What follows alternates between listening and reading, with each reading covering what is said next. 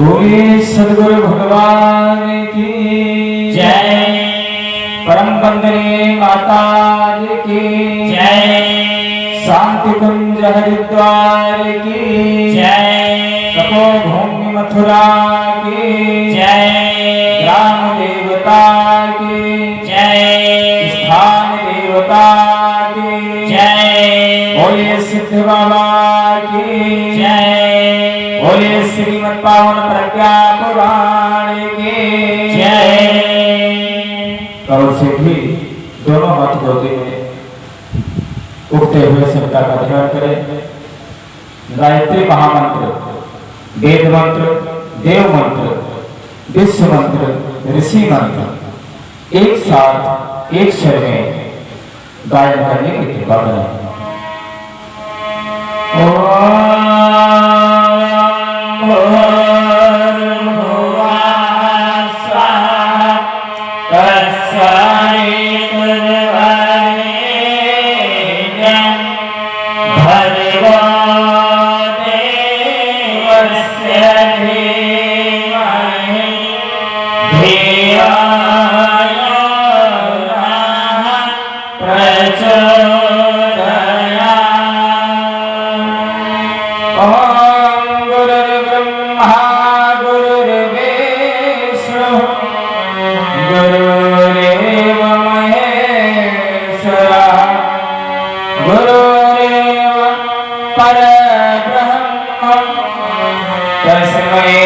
श्री गुरवे नमः।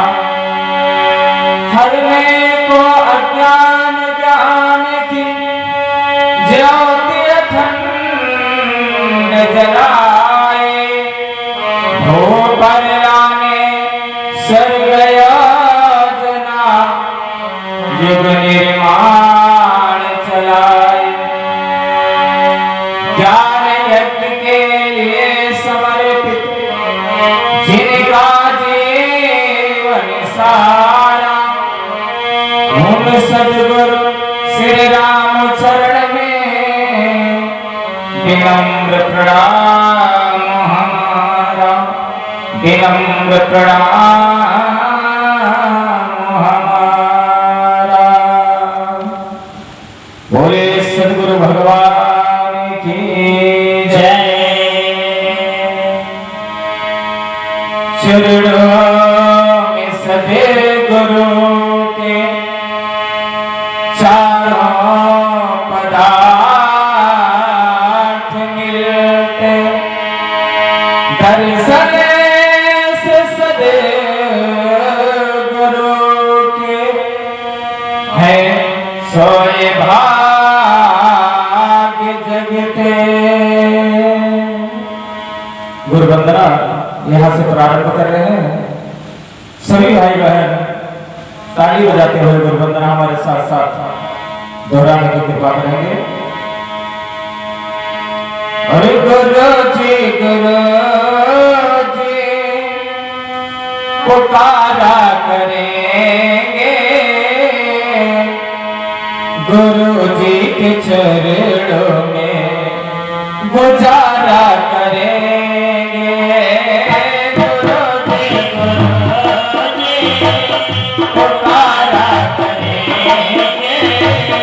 गुरु जी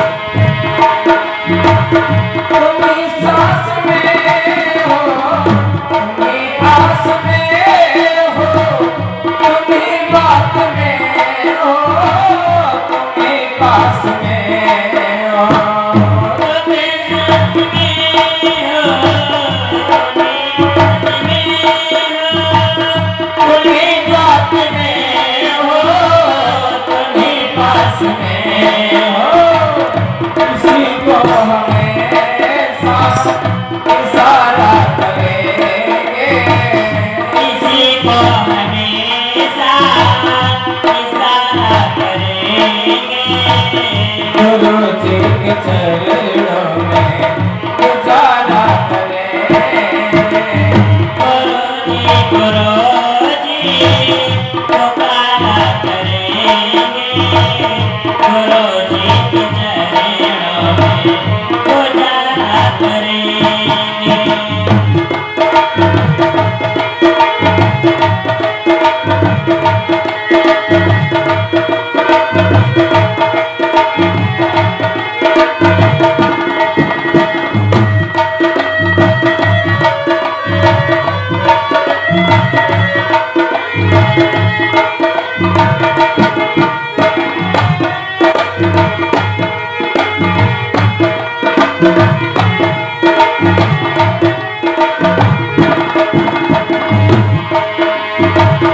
किया सृष्ट चिंतन, किया सृष्ट जीवन, तपाया स्वयं को सुखी होए सर्वजन।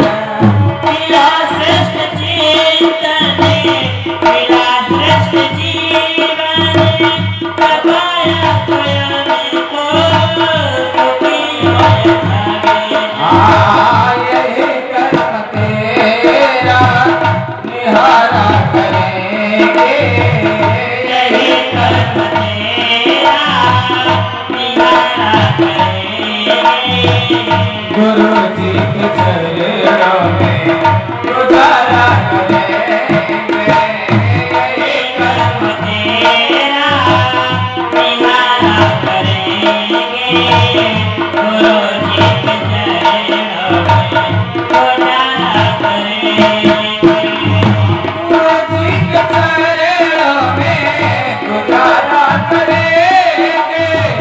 गुरु जी के चरणों में गुजारा करेंगे।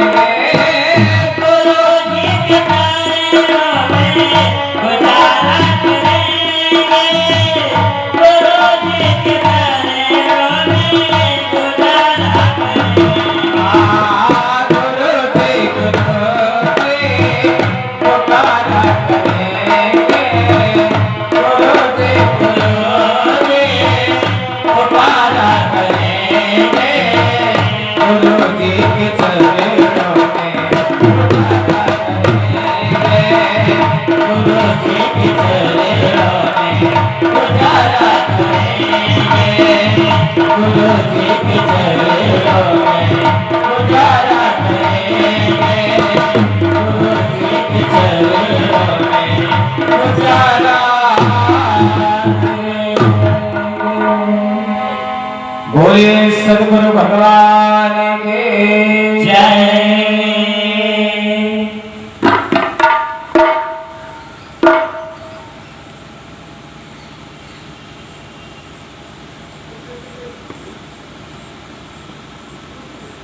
Hello hello hello hello mike check. Hello.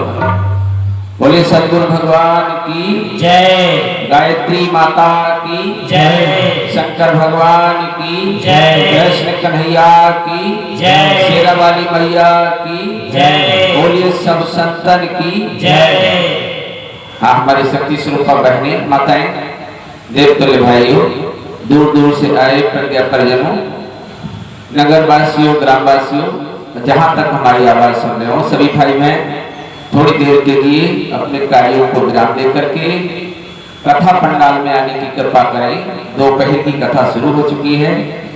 आइए हम सब लोग कमर सीधी करें और दोनों हाथ गोद में रख करके भगवान से मंगलमय जीवन की प्रार्थना करें।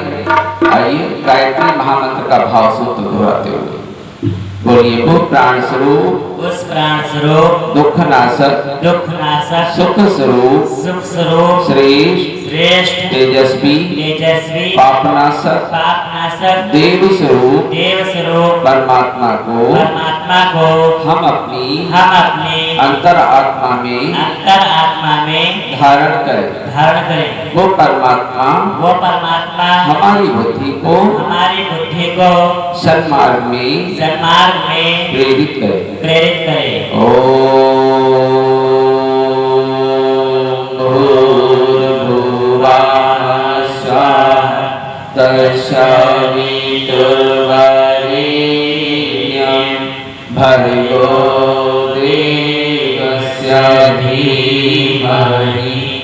धियाय नः प्रचोदयात्।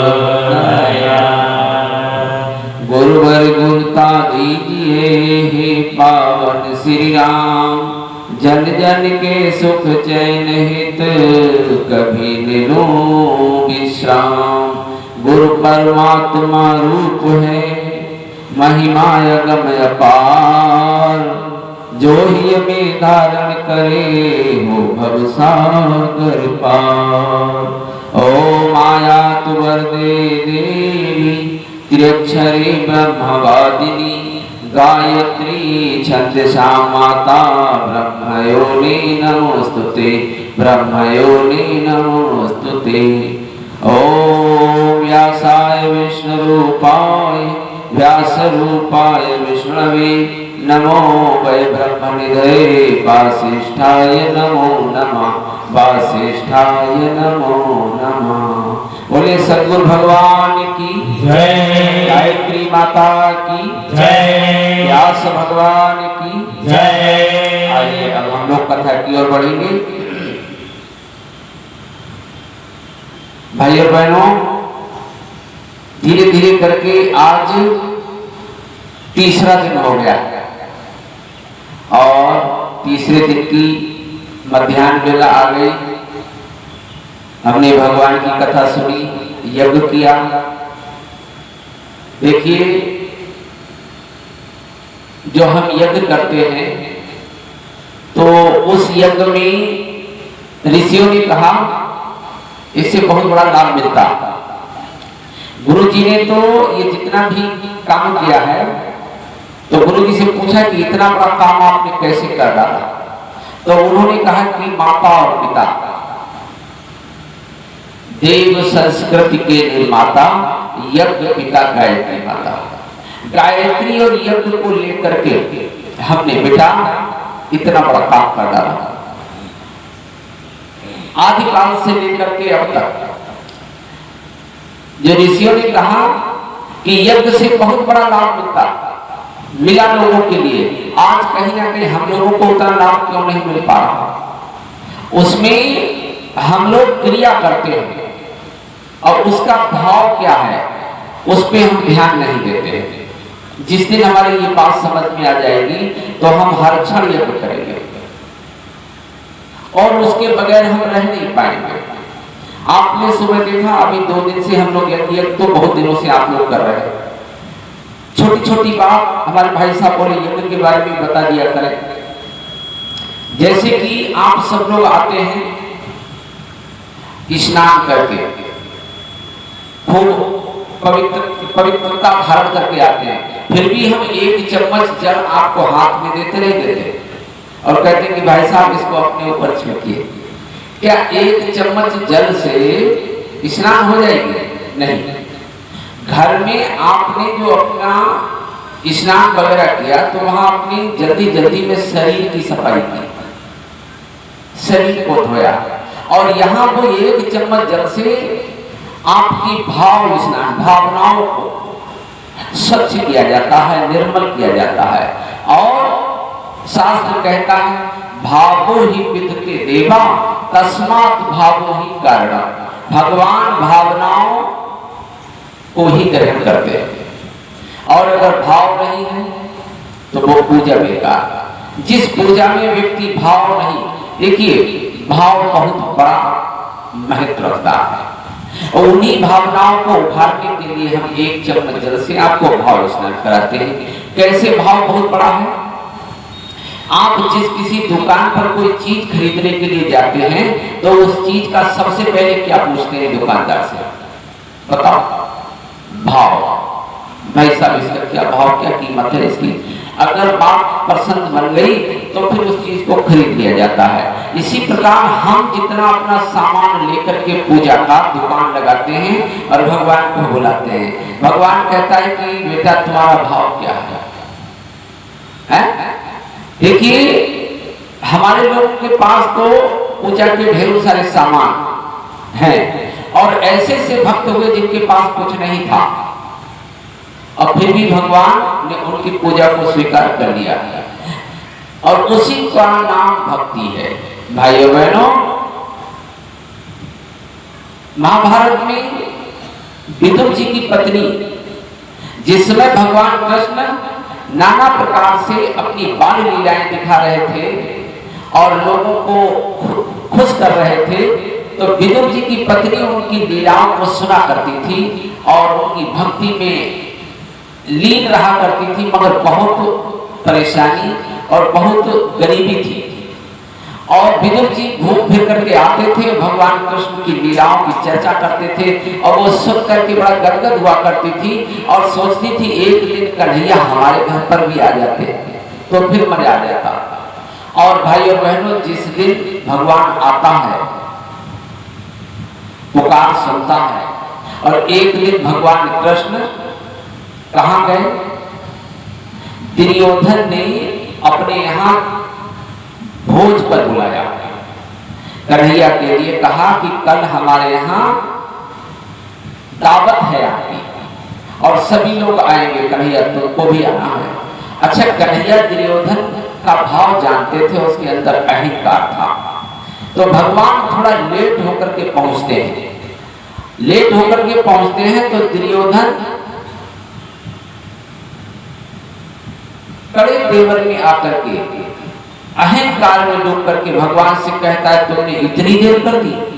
अरे हमारे सब मेहमान इधर उधर हो गए, तुम इतनी देर में आए, भोजन हमारा ठंडा हो गया, चलो खाओ। अच्छा, भगवान समझ गए पहले ही, तो बोले कि देखो आपने बुलाया, हम आए, बल्कि भोजन नहीं करेंगे, हम करके आए हैं, क्यों नहीं करोगे? और कड़क करके और जबरदस्ती कहा कि भोजन करो।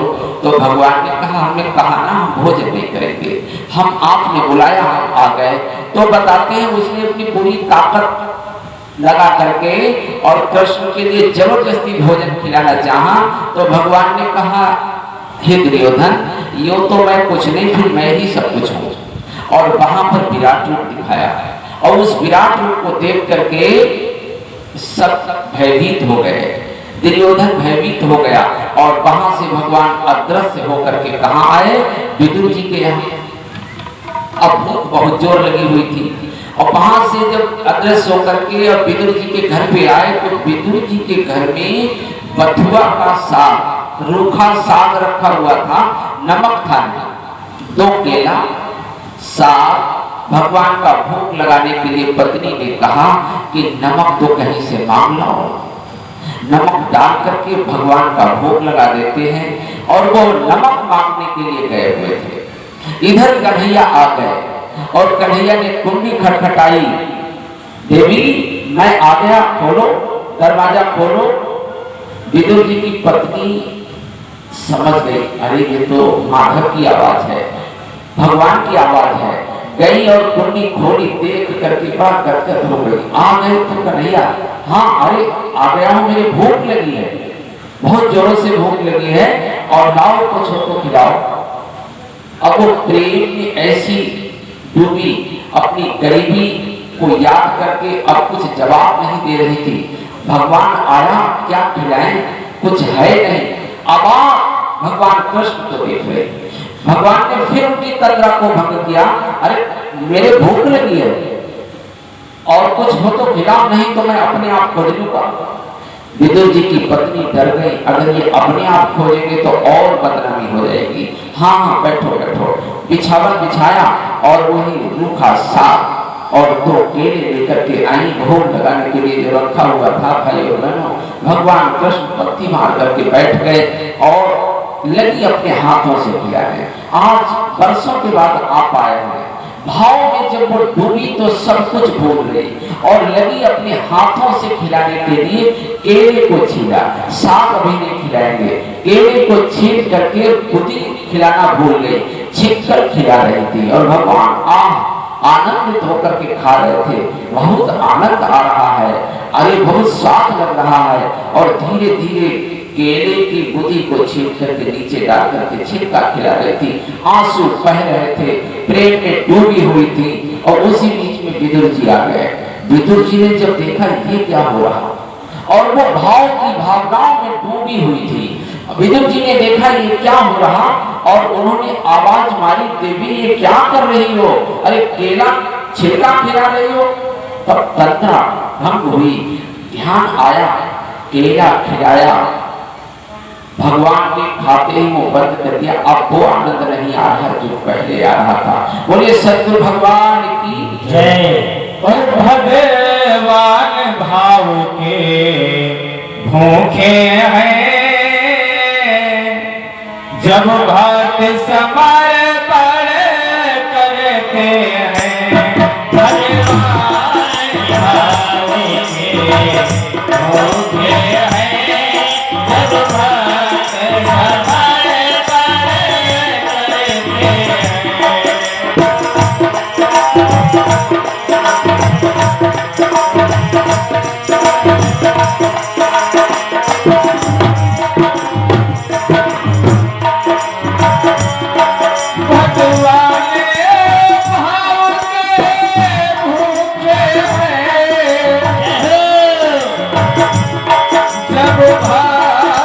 समर्पण करते हैं।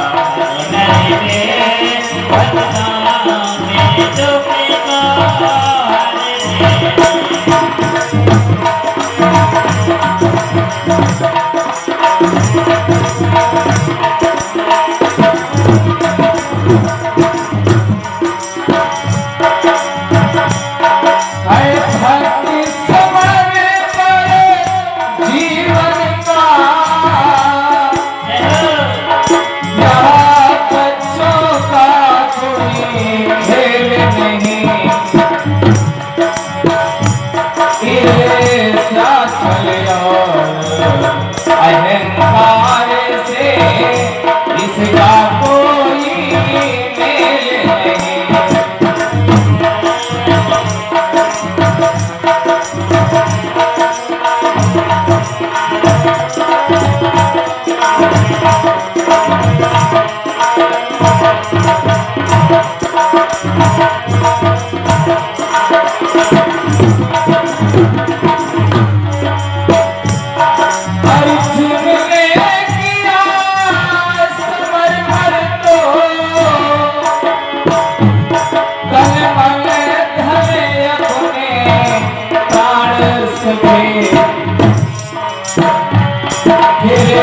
क्या था बन गए सारथी, स्वयं कृष्ण भगवान करे।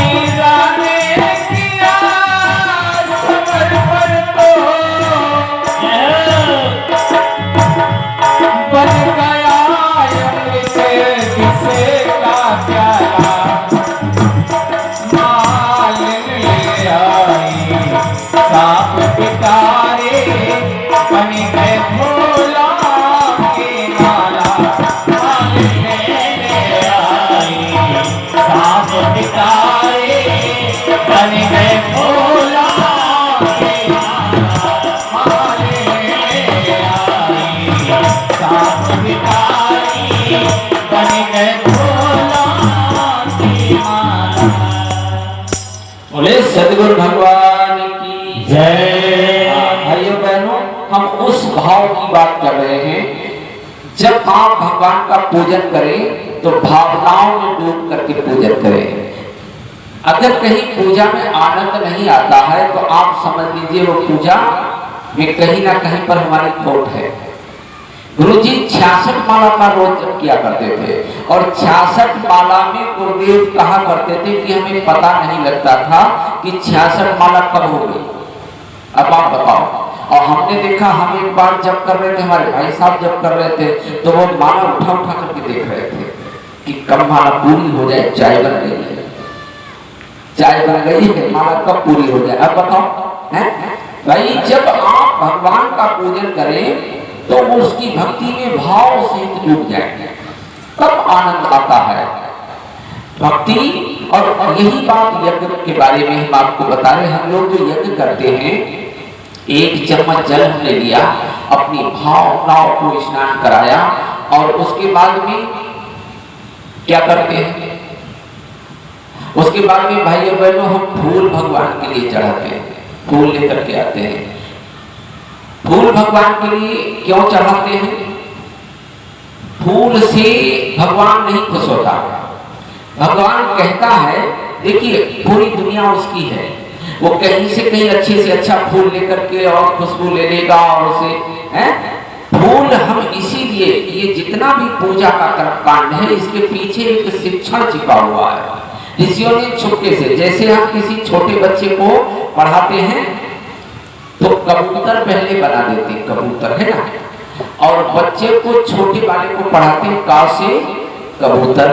तो वो का जो है ये नहीं देखता, वो कबूतर को देखता है, कबूतर को देखता नहीं। अगर कबूतर ना बना हो तो वो बच्चा जल्दी पढ़ेगा नहीं। और धीरे धीरे करके जब वो उसकी कक्षा आगे बढ़ती है, 10वां या 12वां कबूतर हटा दिया जाता है, फिर वो कबूतर कहाँ चला गया, फिर बच्चे को मालूम चल जाता है वो कबूतर हमें पढ़ाने के लिए।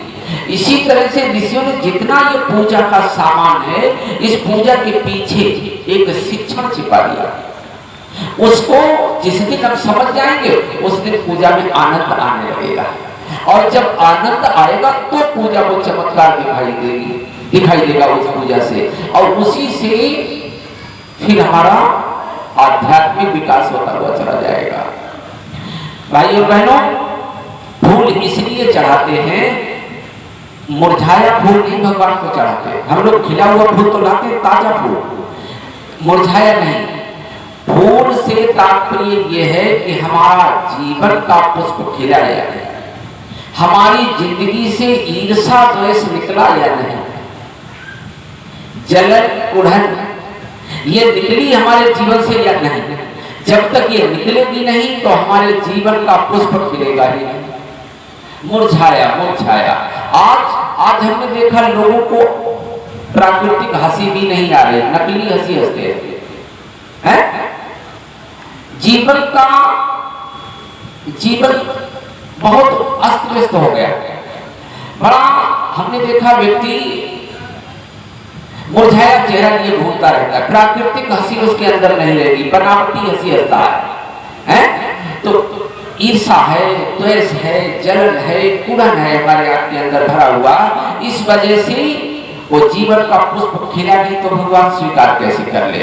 हमें भगवान से अगर लाभ लेना है, भगवान से भक्ति का फायदा उठाना है, तो इस चीज को समझना होगा, अपने जीवन को खिलाएं। उसके बाद में तो बताते हैं, ऐसा तक हुआ कि किसी ने राम का नाम भी नहीं ठीक ढंग से लेना आता था, और उनके घर पर भी भगवान पहुंच गया। तुलसी का किनका नाम आता है, उल्टा नाम जपा जप जाना। वाल्मीकि जी बड़ा ही हे जीवन जिया करते थे, लूटपाट डकैतियां डालना और ना जाने क्या से कहते कि हमारे यहाँ के जीवन में ढेरों सारी बुराइयां। बड़े बड़े भक्त हुए, उनके जीवन में ढेरों सारी बुराइयां थी, बल्कि जब जागो तो सवेरा। जिस दिन उन्हें ये पता चल गया कि भगवान से किस तरह से भक्ति करी जाए और जीवन का उद्देश्य क्या है, उसी दिन से उन्होंने अपने जीवन को क्या किया, उलट लिया।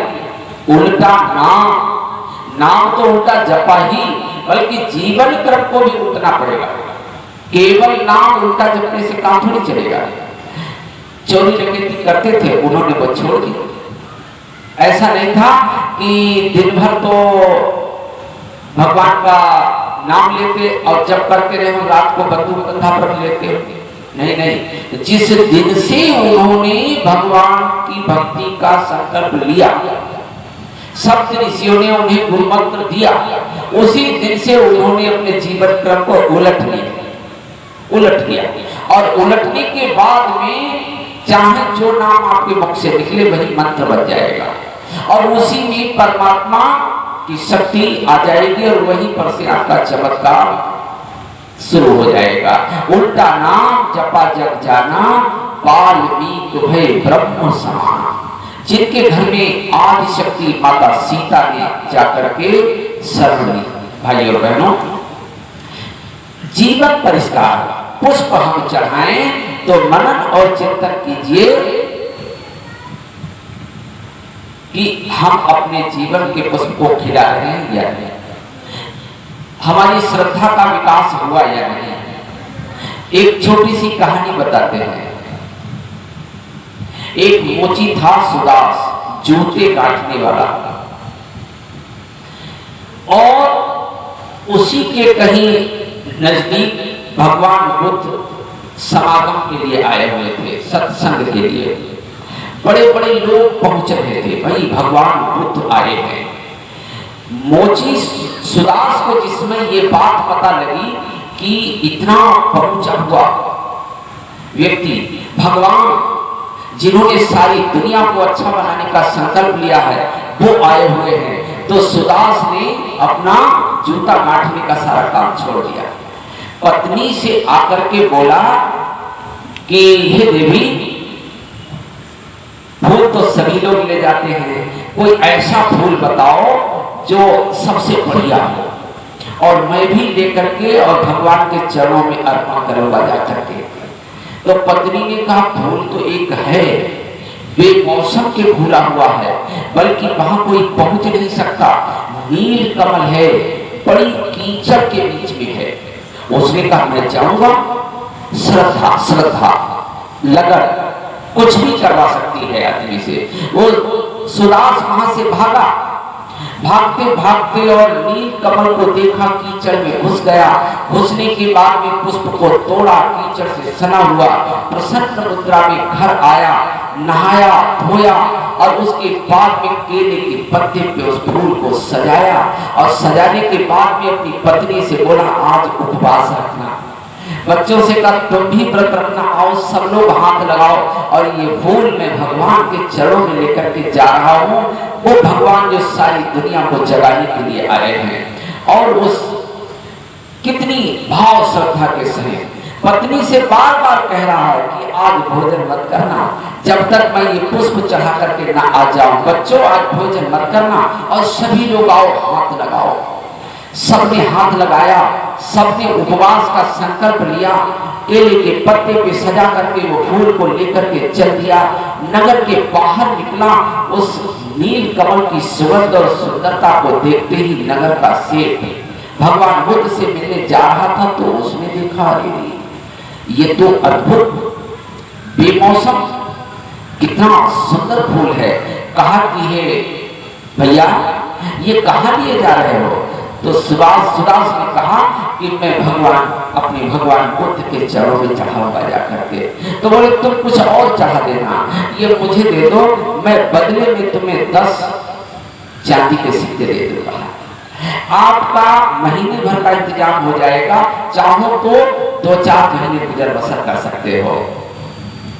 सुदास थोड़ी देर के लिए ठिठका, फिर बोले नहीं, मैं भगवान बुद्ध के लिए दिए जा रहा हूं, मैं इसे बेचूंगा नहीं। और लेकर के चल दिया।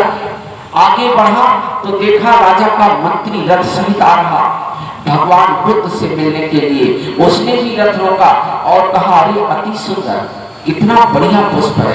कहा कि भैया इसे कहाँ लिए जा रहे हो?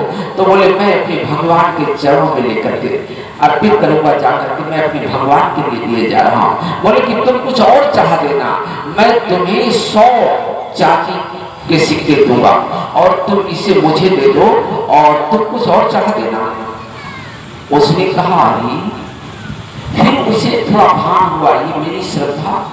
बोले नहीं, ये मैं बेचूंगा नहीं, मैं तो अपने भगवान के लिए दिए जा रहा हूँ। बोले समझो तुम्हें 1 वर्ष का इंतजाम हो जाएगा, 1 वर्ष तुम्हें कुछ करना नहीं पड़ेगा और चाहो तो 10 वर्ष गुजर कर सकते हो। नहीं रुके, आगे बढ़े, पीछे से राजा जी भी आ रहे थे रथ सहित। राजा ने भी देखा अति सुंदर पुष्प है, तो कहा कि हे साथी लोगों, देखो ये कौन है। तो देखा कि भैया ये कहाँ लिए जा रहे हैं। उसने राजा को प्रणाम किया, हे राजन, मैं भी अपना एक श्रद्धा का सुमन लेकर के भगवान के चरणों में इसे अर्पित करूंगा। राजा ने कहा कि हे मित्र, अगर चाहो तो मैं तुम्हें 1000 स्वर्ण अश्रफियां दे सकता हूँ, बदले में ये पुष्प तुम मुझे दे दो और तुम कुछ और चढ़ा देना। तो उस सुदास ने कहा कि जीवन भर बिताऊंगा, आज नहीं बिकूंगा। मैं समझ गया श्रद्धा अनमोल होती है, इसकी कोई कीमत नहीं दे सकता। बोले सतगुरु भगवान की जय। क्रमशः सभी लोग आगे बढ़ते जा रहे थे। चर्चा भगवान बुद्ध के पास पहुंच गई। एक ऐसा भी भक्त आ रहा है जो एक फूल के लिए उसने हजारों अश्रफियां मिलती रही, उसने नहीं बेचा है। हे प्रभु, तुम्हारे लिए आ रहा है। भगवान बुद्ध ने अपना आसन छोड़ दिया, पैदल उठ करके खड़े हुए और बोले कि जैसे ही दरवाजे पे आए मुझे बता देना, मैं वहीं जाकर के उनसे मिल लूंगा।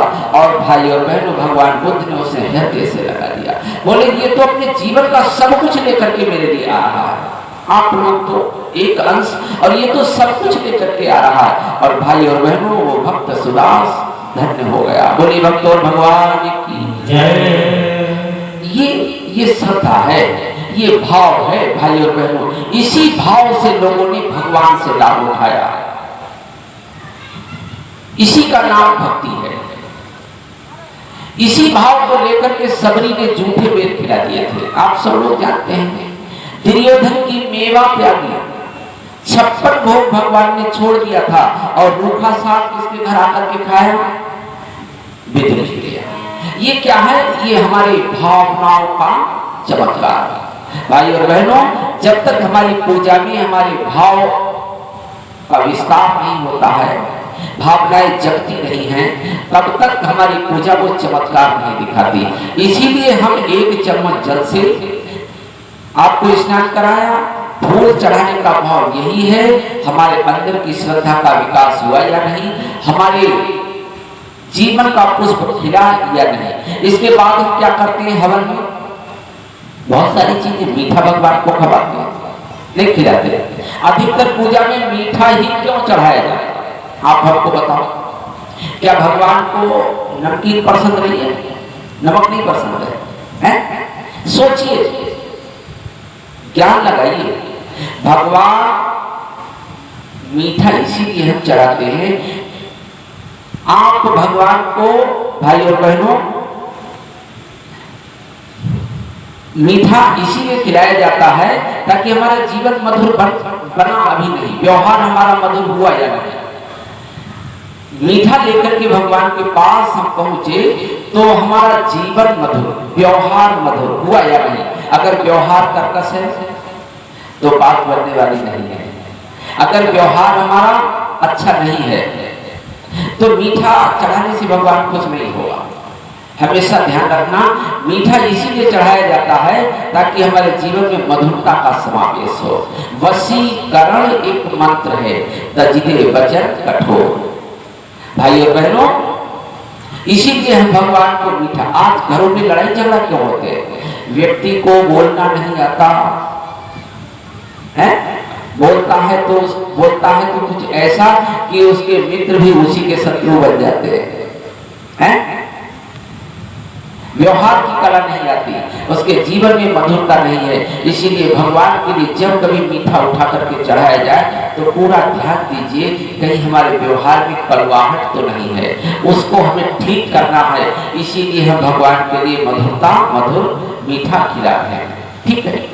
और अगरबत्ती हम भगवान के लिए दिखाते हैं। अगरबत्ती क्यों लगाते हैं? अगरबत्ती हम इसलिए लगाते हैं, देखिए, अगरबत्ती कहती है कि अपनी प्रतिभा, अपना ज्ञान सब लोगों के लिए खर्च करो। अगरबत्ती जल करके पूरे समूचे वातावरण को सुगंधित करती है, एक जगह स्थिर नहीं रहती।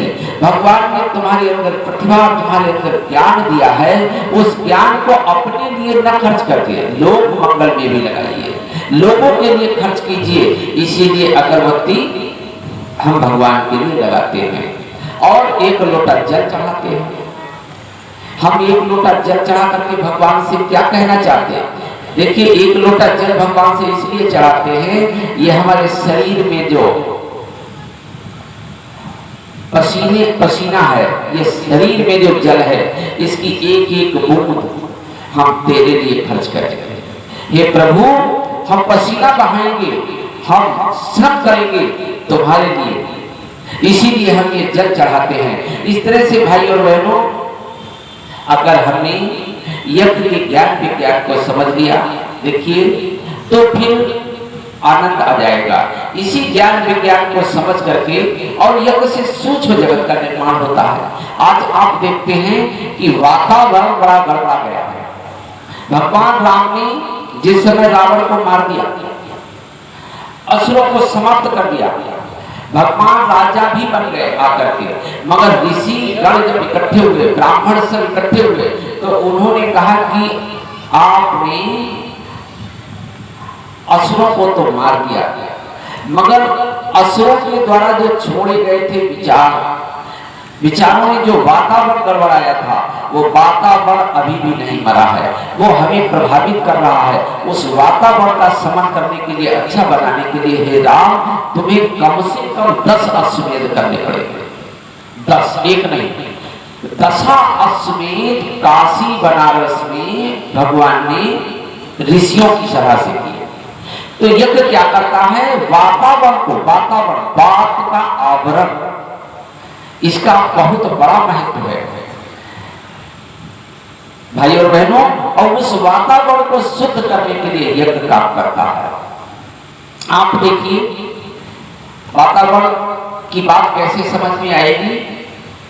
शमशान का वातावरण बड़ा डरावना होता है। रात्रि के समय कहीं शमशान हो, उधर से आपको निकलना पड़ जाए तो आधे किलोमीटर पहले से ही आप सतर्क हो जाते हैं। अरे, डर लगने लगता है कि भूत ना बैठा हो, है? क्यों? क्योंकि वहां पर लोग जब जाते हैं तो अपना करुण क्रंदन छोड़ करके आते हैं, और वहां का एक ऐसा माहौल ही बना होता है कि रहने वाले, निकलने वाले को वहां से वो प्रभावित करता है। और अगर कोई सी भाई से कह दिया जाए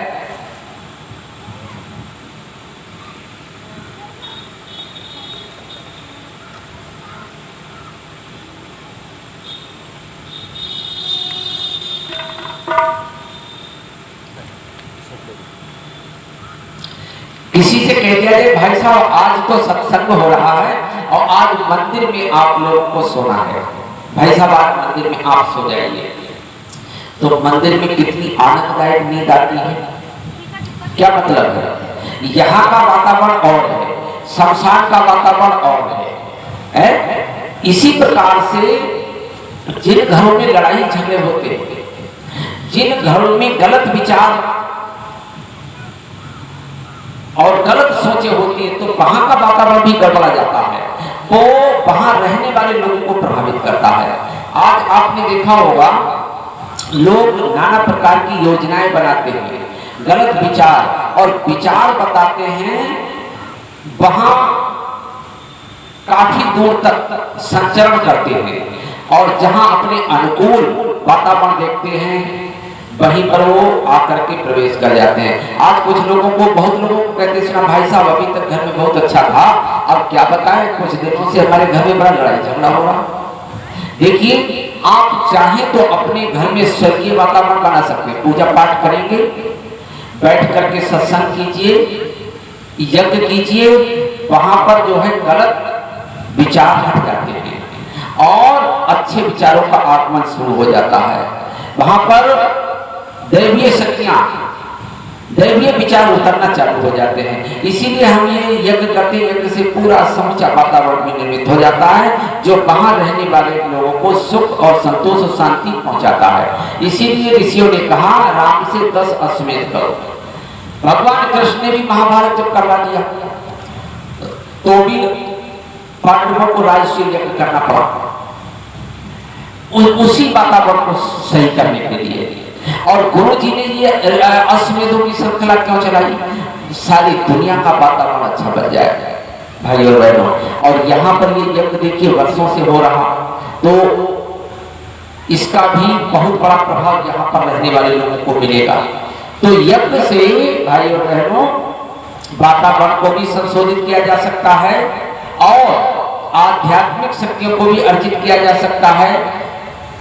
बहुत शास्त्रों में ऐसा वर्णन मिलता है कि निसंतान को संतान मिली, जिनके संतान नहीं थी यज्ञ से उन्हें संतान भी मिली। रावण को यज्ञ से भौतिक रिद्धियां सिद्धियां मिली, जिससे उसने अपनी लंका को स्वर्णमयी बनाया। और उसका बेटा जो था मेघनाथ, उसे भाई और बहनों शक्ति मिली थी यज्ञ से। इष्ट देव से बलरथ मांगा, सोल पिता में तुम्हें बतावा। उसके पास एक ऐसा दिव्य रथ था कि वो एक शर्त लगी हुई थी कि जब तक तुम इस भेद को किसी को बताओगे नहीं, तुम्हें कोई मार नहीं सकता। मेघनाथ दिव्य रथ पर बैठ करके लड़ने के लिए जाता था। वो रथ उसी समय तैयार होता था जिस समय वो रण के लिए निकलता था, बाकी वो अदृश्य रहता था। वो यज्ञ के द्वारा निकुंभला देवी मंदिर में उसने यज्ञ कर करके उस रथ को प्राप्त किया था। और एक दिन वो धोखे से ऐसा करता है कि पिताजी को पितृभक्त था, पिता का परम भक्त था।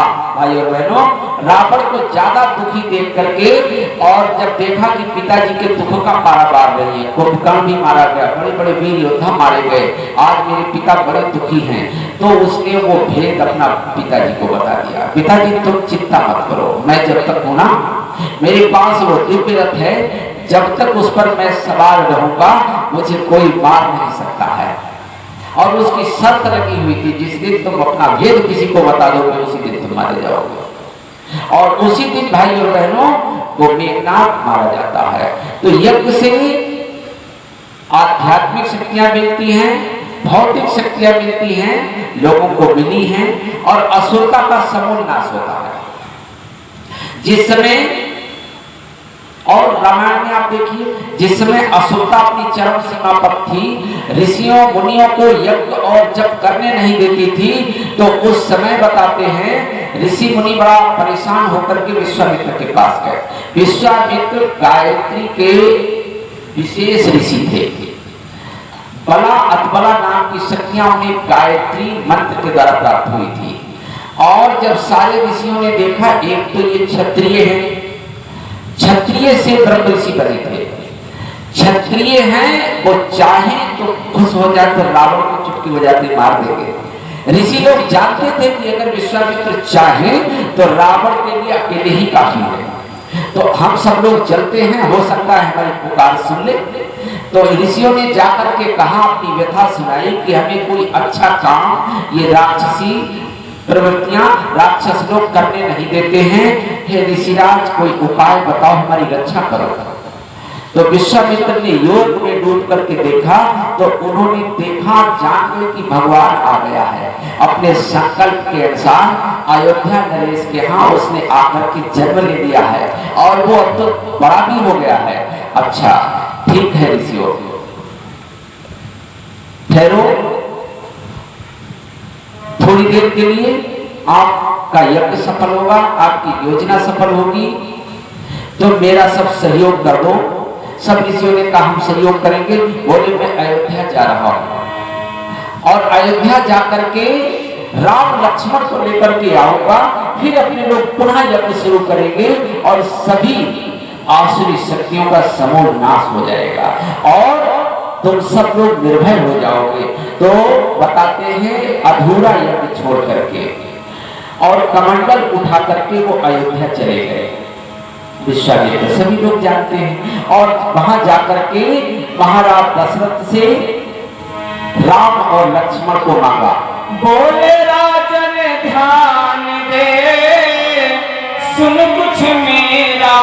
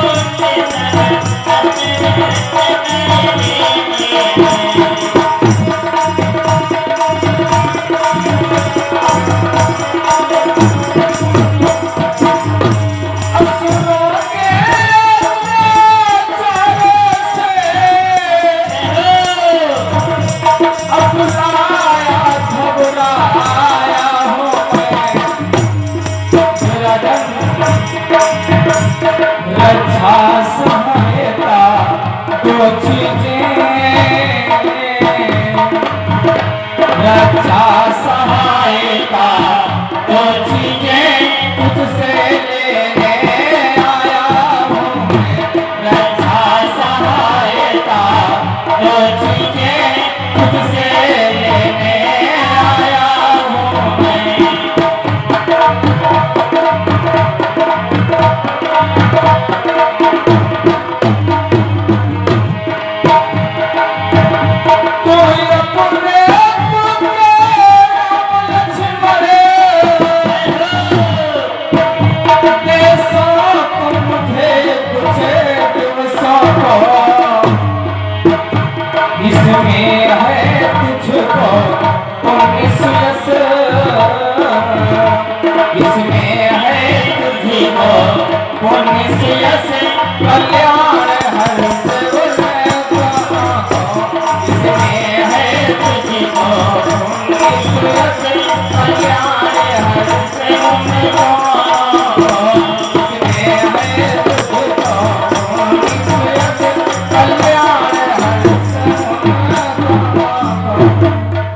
सदगुरु भगवान की जय। भाई और बहनों, महाराज दशरथ से जब राम और लक्ष्मण की याचना की और राजा के लिए समझाया, हे राजन, जब जब हम पूजा का कार्य करते हैं, यज्ञ करते हैं, राक्षसी प्रवृत्तियां आकर के हमारा को नष्ट नष्ट कर देती हैं। और हे राजन, हम राम और लक्ष्मण को मांगने के लिए आए हैं, हमें दे दो, इसी में तुम्हारा पुण्य और सुयश है। बात समझ में आई। राम लक्ष्मण को मांग करके जब लेकर के गए विश्वामित्र, और उस यज्ञ की एक विशेषता थी कि गुस्सा उसमें नहीं कर सकते थे। हर यज्ञ में, हर पूजा में कहीं ना कहीं यही बताया जाता है, उस यज्ञ का एक उद्देश्य था कि क्रोध नहीं कर सकते। तो विश्वामित्र ने ऋषियों से कहा, राम लक्ष्मण जब पहुंचते हैं और वही यज्ञ फिर शुरू किया जाता है, और जैसे ही यज्ञ शुरू होता है, रावण के गुप्तचर रावण को जाकर के बताते हैं कि ऋषि लोग एक बहुत बड़ा यज्ञ कर रहे हैं। रावण भी यज्ञ की शक्ति को जानता था, उसे यज्ञ से ही सब कुछ मिला हुआ था, और वो जान गया कि कहीं ऋषियों का ये यज्ञ सफल हो गया तो फिर हमारा तो अस्तित्व ही समाप्त हो जाएगा। तो उसने बड़े बड़े वीर योद्धाओं को बुलाया जो बड़े बड़े मायावी थे, और बुला करके कहा कि आनंद फानंद में जाओ और ऐसा करो जिससे ये यज्ञ सफल ना हो।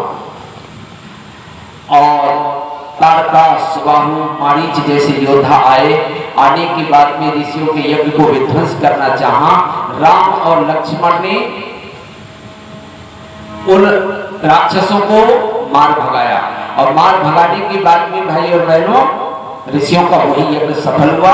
और उस यज्ञ के सफल हो जाने से उसमें दिव्य शक्ति निकली थी, बला और अतिबल, जो निशाचरों का नाश करने के लिए। उस बला और अतिबला शक्ति को राम लक्ष्मण को दे दिया था विश्वामित्र ने यज्ञ के बहाने, और राम लक्ष्मण को दे करके और उसी शक्ति का माध्यम बना करके असुरों का सफाया करवा दिया था। भाई और बहनों, रामायण में ही यज्ञ का बहुत बड़ा महत्व बताया गया, और महत्व आगे बताते हैं कि इससे पहले कि राम के पिता महाराज दशरथ के कोई संतान नहीं थी। जब संतान नहीं थी तो बताते हैं दशरथ ने ऋषियों को इकट्ठा किया। पहली बात तो जब उनके संतान नहीं थी उन्होंने बहुत चक्रवर्ती सम्राट थे, खूब शासन किया। और एक समय बताते हैं कि आईना देखा, आईना बताते कानों के बाल, यहाँ पर के बाल सफेद होना बुढ़ापे का संकेत है। एक समय महाराज आईना देख रहे थे तो कुछ सफेद बाल देखे तो उन्हें अपनी जरा अवस्था बुढ़ापे का संकेत हुआ। और एक दिवस अचानक राजा ने दर्पण में अपना मुख देखा। एक दिवस अचानक राजा ने दर्पण में अपना मुख देखा।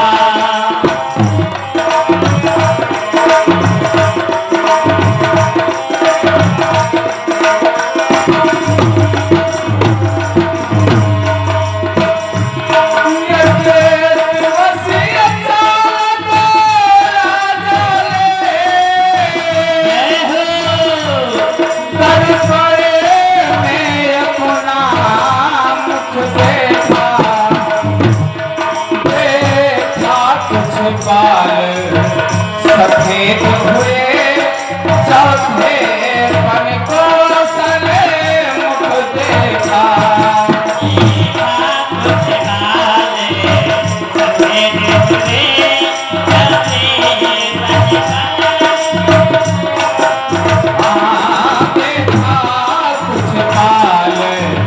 सफेद हुए चौथे पन को सले मुख देखा।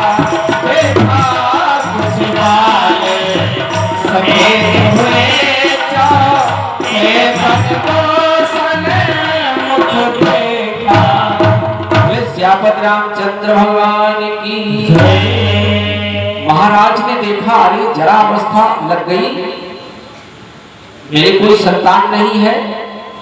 और भाइयों बहनों एक रामायण में एक और बहुत बढ़िया संकेत है कि बताते हैं कि पत्नी पति की सबसे बड़ी मित्र है। और पत्नी जिसमें पति के कंधे से कंधा मिलाती है तो बताते हैं पुरुष अपने परम लक्ष्य को प्राप्त कर लेता है। शास्त्रों में लिखा है पत्नी ने गुरु की भी भूमिका निभाई, मित्र की भी भूमिका निभाई। और आज वो चक्रवर्ती सम्राट महाराज दशरथ दुखी होकर के और कहां गया? कौशल्या के पास। वीर धीर योद्धा कौशल्या के पास जाकर के बच्चों की जैसे विलाप करके रोने लगे। कौशल्या ने आंसू पूछे और कहने लगी हे महाराज आप वीर योद्धा हो और आपको इस तरह से रोना शोभा नहीं देता है, कोई और देख लेगा कैसे बात बनेगी, आप क्यों रो रहे हो, आप हमें तो बताइए। तो महाराज दशरथ ने कहा कि देवी मेरे हृदय की व्यथा एक है, आज मैंने आईना देखा, मुझे ऐसा लग रहा है कि जैसे मेरे बुढ़ापा जरा का संकेत मिल रहा है, वृद्धावस्था आ गई है, मेरे कोई संतान नहीं है, क्या मेरे साथ भी मेरे कुल का दीपक बुझ जाएगा? तो कौशल्या ने कहा इतनी सी बात को लेकर के आप परेशान हैं, इतना बड़ा वीर योद्धा इतनी सी बात को लेकर के परेशान है। अरे ये तो समस्या हमने बहुत पहले ही इसका हल निकाल करके रख लिया था। देखो रानी कह रहे हैं, पत्नी कह रहे हैं, इसका हल निकाल करके हमने पहले ही रख लिया था कि इस विषय को लेकर के एक दिन आप जरूर दुखी होंगे। तो महाराज का ढाढ़स बता, बोले क्या हल है इसका? हम तो बहुत परेशान, बड़े व्यथित हैं, हमें तो इसका कहीं हल ही नहीं मिल रहा, क्या हल है? तो कौशल्या ने कहा कि संसार में एक ऐसी शक्ति है जहां पर जाकर के व्यक्ति निराश नहीं होता। कौन सी शक्ति है? बोले गुरु। गुरु के पास जाकर के आप कहीं जाकर के निराश होकर के आ सकते हैं, मगर गुरु के पास जाकर के कोई आज तक निराश नहीं लौटा है। भाई और बहनों, बात समझ में आ गई? ऐसी एक कथा चल रही थी। एक पत्नी अपने पति से बोली कि सब लोग कथा सुनने के लिए जाते, तुम क्यों नहीं जाते? तुम भी चले जाओ। बड़ा अहिकारी आदमी था, बड़ा अच्छा था और असरदार भी था। तो पत्नी की बात मान करके और वो जो है आ गए कथा के लिए, और कथा के लिए आए और आ करके ही और अपना एक बिछावन पड़ा हुआ था, उसमें अपना रुमाल उठाया और लगाया और लगे सोने। कथा हो रही थी तो जैसे ही वो आए तो लोगों ने कहा आओ बैठो। जैसे ही वो आए बैठे और लगे सोने। अब कथा होती रही और वो सो गए। आओ बैठो। और जब कथा समापन हो गई तो जिसके भी सभी लोग प्रसाद लेकर के चले गए, और जिसका वो चादर बिछी हुई थी और वो बेचारा चादर वाला बैठा कि ये उठ जाते हम भी चले जाते, नहीं उठ रहे, सो रहे। तो उसने कहा भाई साहब अरे जाओ। तो उसने कहा कथा हो गई? हाँ कथा हो गई। तो बस जल्दी अंगोछा डाल करके कंधे पर घर पहुंचे। पत्नी ने पूछा गए थे क्या सुना? बोले आओ बैठो और जाओ। ये तीन बातें हमें सुनने को मिली और तुम्हें कुछ नहीं बताओ, ये 3 शब्द मिले हैं। तो पत्नी ने कहा बड़ा मन में सोचा बड़ा अहंकारी आदमी है, जाकर के सो गया होगा। अगर कहीं हम तर्क वितर्क करेंगे फिर ये कभी हमारी बात नहीं मानेगा, कथा सुनने नहीं जाएगा। तो उन्होंने बड़ा प्यार से समझा दिया। पत्नी फिर बोले ये जो शब्द तुम्हारे लिए मंत्र का काम करेंगे, ये पंडित जी ने कहे होंगे और इनको याद रखो, कथा फिर सुनने के लिए जाना। अब वो जब खूब सोए, रात के 10-11 बजे कथा समापन हुई, सो तो खूब ये नींद आ गई ना। अब वो कुर्सी पर बैठ करके रट रहे, आओ बैठो जाओ, रट रहे। पत्नी ने कहा ये मंत्र है तुम्हारा कल्याण करेगा। उसी बीच में एक चोर चोरी करने के लिए आ रहा था, चोर चोरी करने के लिए आ रहा था। और उसी घर में जैसे ही प्रवेश किया, सब तो सो रहे थे मगर ये व्यक्ति कुर्सी पर बैठे और अपना मंत्र जप रहे थे। आओ, चोर रुक गया, अरे कोई जग रहा है, बैठो। चोर ने कहा पीछे लौट लो, इसी में भलाई है, ये जान गया है। जब वो पीछे लौटने लगे तो कहा जाओ। अब चोर ने कहा इन्होंने तो जान लिया है, अब तो ये सुबह सबको बता देंगे। और बेचारा भाग करके आया और जो कुछ दूसरी जगह से लूट करके लाया था वो भी निकाल करके जड़ों में रख दिया। भैया तुम तो जाग गए हो, तुम तो सब जागते हो, कहीं बताना मत। तब उन्होंने नेत्र खोले, बोले अरे मैं तो मंत्र जप रहा था। अरे नहीं, देखो तुम तो सब जान गए हो, अब भाई सब कुछ हमारा ले लो मगर कहीं बताना मत। और वो भाग गया। पत्नी जगी तो पत्नी से बोले अरे वो तो 3 शब्दों ने तो हमें सिद्धि दिला दी, देखो कितना सा पैसा सोना चांदी।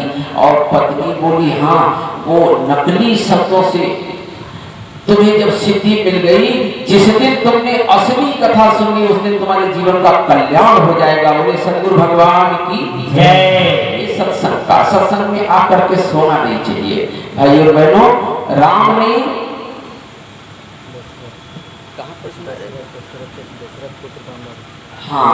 तो महाराज दशरथ जब कौशल्या से बात कर रहे तो कौशल्या ने कहा कि हे महाराज आप धीर वीर योद्धा हैं, आपकी समस्या का समाधान मैंने पहले करके रख लिया था। देखिए पत्नी की महत्व यहाँ पर बताई जा रही है। महाराज बोले कैसे समाधान होगा? बोले कि गुरु के पास जाकर के कोई निराश नहीं हुआ तो मुझे अपना मित्र मानते हो तो मेरी सलाह मान लो। आप गुरु जी के पास चले जाओ और जो यहाँ पर अपना दुख बता रहे हो, यही बात गुरु जी से बता देना। और पुत्र कामना में हुए जब न कोई अधिक उदास,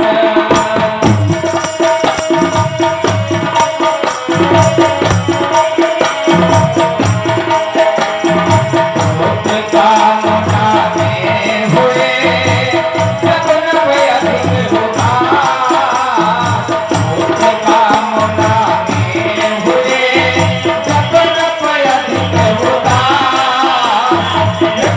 कथा कहने गए गुरु वशिष्ठ के पास।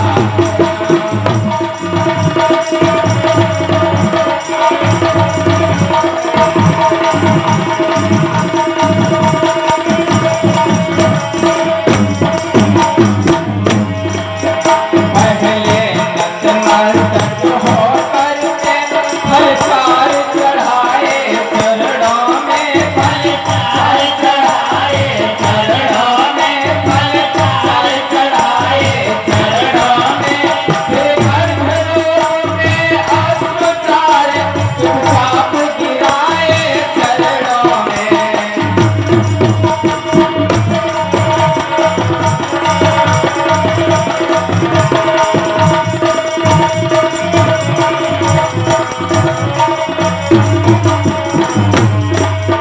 बोले कर चुका विवाह थी, फिर भी फल उसका मिला नहीं, फिर भी फल उसका मिला नहीं। है चौथा बनाने वाला हथ कमले अभी तक खिला नहीं।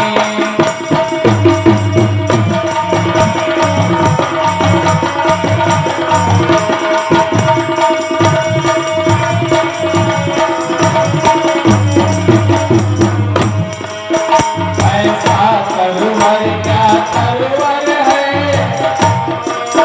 फल ही जिसमें उत्पन्न न हो, फल ही इसमें उत्पन्न न हो।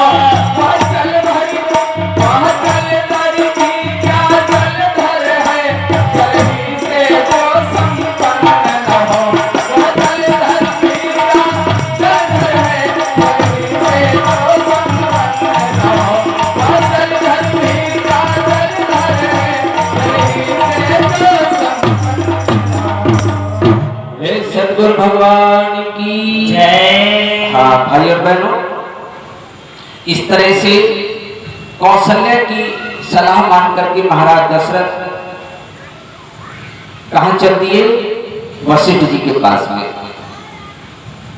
और जब वशिष्ठ जी के पास में पहुंचते हैं, जाकर के गुरु जी को प्रणाम किया, और प्रणाम करने के बाद में गुरु जी के पास खाली हाथ तो नहीं जाया जाता है, तो बताते हैं कुछ फल लेकर के गए, गुरु जी के चरणों में चढ़ाए, और चढ़ाने के बाद में अपनी व्यथा कथा कह सुनाई। और व्यथा कथा जब कह सुनाई तो गुरु ने अपने शिष्य को हृदय से लगाया, और हृदय से लगाने के बाद में एक नहीं 4 पुत्र होने का आशीर्वाद दे दिया। देखिए, गुरु जब देता है तो शिष्य उसे संभाल नहीं पाता, निहाल हो जाता है।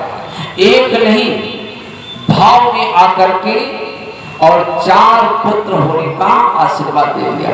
जब 4 पुत्र होने का आशीर्वाद दे दिया, 4 पुत्रों का आशीर्वाद लेकर के महाराज दशरथ जब महल की तरफ चले तो ऐसे चल रहे थे, मस्ती भरी चाल, पूरे रास्ते को नापते हुए जा रहे थे, और बार बार कौशल्या को धन्यवाद दे रहे थे कि हे देवी, तुम्हारी सलाह, अरे मैंने पहले क्यों नहीं इन्हें ये बात बताई?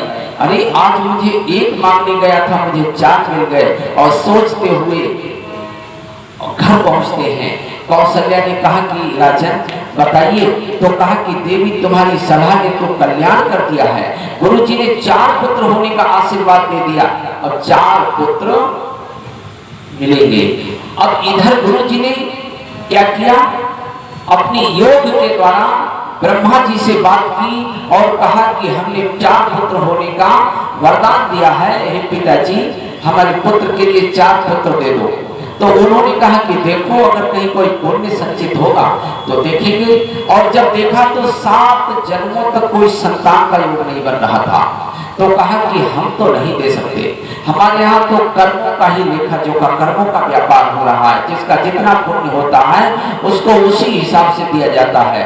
तो फिर तो वशिष्ठ ने कहा कोई बात नहीं, हम यज्ञ करेंगे और यज्ञ से मांग लेंगे। और फिर उन्होंने श्रृंगी ऋषि को बुला करके और पुत्रेष्टि यज्ञ किया। श्रृंगी ऋषि वशिष्ठ बुलावा,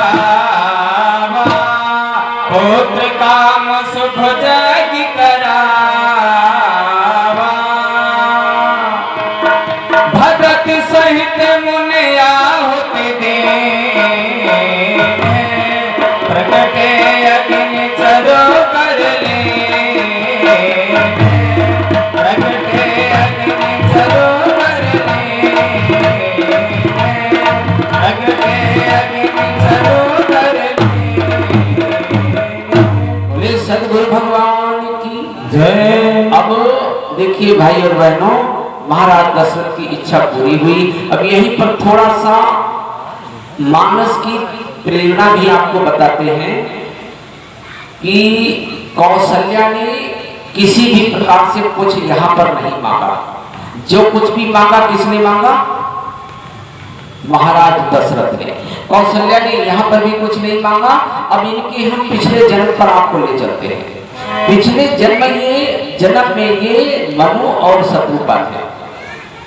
मनु और शत्रुपा ने बताते हैं बहुत वर्षों तक तप किया और बहुत, ये रामायण की शुरुआत में, मानस की शुरुआत में सृष्टि रचना में लिखते हैं कि मनु और शत्रुपा ने बहुत तप किया। हजारों वर्ष तप करने के बाद में जब तपस्या उनकी पूरी हुई, भगवान प्रकट हुए और भगवान ने आकर के मनु महाराज से कहा,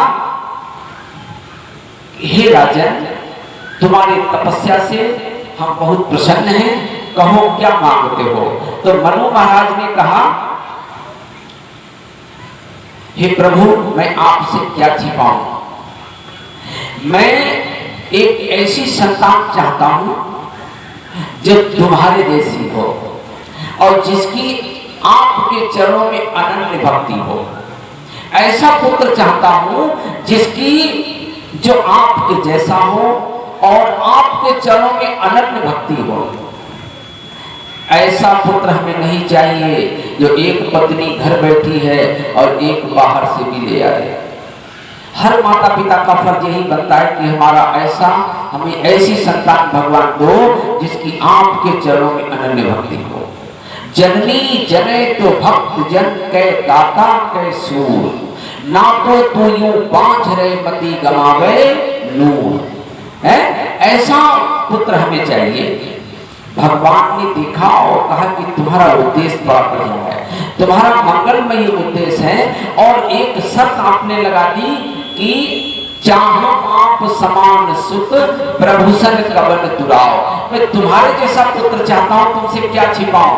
तो भगवान ने कहा, आप समान खोजो कहाँ जाई, अपने समान मेरे समान मिलेगा ही कहाँ। और हुई हम रब तले तब आई, मैं ही तुम्हारा पुत्र बनूंगा। आशीर्वाद दे दिया, मैं ही तुम्हारा पुत्र बनूंगा, अपने समान कहाँ खोज सकता हूं। और उसके बाद में शत्रुपा से कहा, राजा ने तो मांग लिया, अब शत्रुपा की बारी थी। कहा कि हे देवी, तुम भी मन चाहो जो मांग सकती हो, जो तुम्हारी इच्छा हो मांग लो, मैं तुम्हें भी देने के लिए तैयार हूं। तो शत्रुपा ने वहां भी सफाई में भी कह दिया, जोइरा रुचि कर बर मांगा, सो बर मोई बड़ा अति प्रिय दागा। जो मेरे महाराज ने मांगा है वही मुझे बहुत अच्छा लगा और मुझे कुछ नहीं चाहिए। मेरे महाराज ने जो मांगा है वो पुत्र मेरे से ही तो पैदा होगा, मुझे कुछ नहीं चाहिए। और यही कारण था कि महाराज दशरथ को शरीर छोड़ना पड़ा, मरना पड़ा। और कौशल्या का कुछ नहीं हुआ। कौशल्या ने इस जन्म में भी कुछ नहीं मांगा और पहले जन्म में भी कुछ नहीं मांगा। इधर भी महाराज दशरथ को ही दुख हुआ कि मेरे बुढ़ापा आ गया। देखिए, माताओं को ये समस्या होना चाहिए, बल्कि यहाँ पर सब उल्टा है। इस जन्म में भी पिता दुखी और उस जन्म में भी पिता ही दुखी। मनु महाराज ने पहले भी मांगा और यहाँ पर भी मांगा, और वही कारण बना कि महाराज दशरथ पुत्र मोह में तड़प तड़प करके खत्म हुए। भाई और बहनों, और हम ये कहना चाह रहे थे, यज्ञ से कोई निराश नहीं होता है, यज्ञ की कृपा से सबको मनोवांछित फल मिलता है, लोगों को मिला है।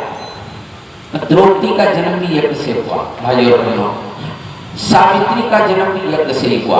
बड़े बड़े लोगों के मनोरथ पूरे हुए, और परम पूज्य गुरुदेव ने भी देखी रामायण में बड़ी गहनता से अगर हम देखें तो पत्नी का बहुत बड़ा रोल होता है। परम पूज्य गुरुदेव ने लिखा, बोले माता जी मेरे साथ में ना होती तो मैं इतना बड़ा काम नहीं कर पाता। देखिए माता जी कंधे से कंधा मिला करके गुरु जी के साथ बैठी हुई है। बोले इतना बड़ा जो मिशन हमने खड़ा किया, अगर माता जी साथ में ना होती तो हो सकता है हम ये काम नहीं कर पाते। क्यों? क्योंकि एक गुरु जी के जीवन की घटना है कि शिविर करा रहे थे, साधना करा रहे थे, तो अच्छे अच्छे घरों से और लोग जाया करते थे। तो एक उनमें ऐसे भाई साहब थे जो बताते हैं कि साधना के बीच में मिर्च चोरी करके खा रहे थे।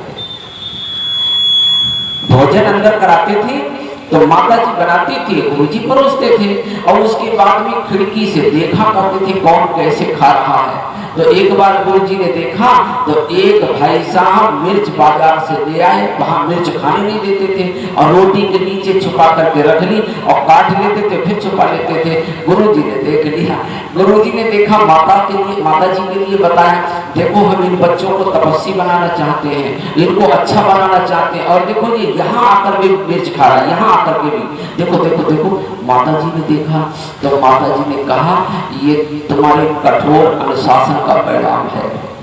अरे बच्चों को थोड़ा लाड़ दुलार भी चाहिए। अरे ये अच्छे अच्छे घरों से आए हैं, सुख सुविधाएं छोड़ करके आए हैं, और तुम इतना तंग करोगे तो ये तो भाग जाएंगे। तो फिर कहा क्यों? तो कहा कि आज हम सिखाएंगे।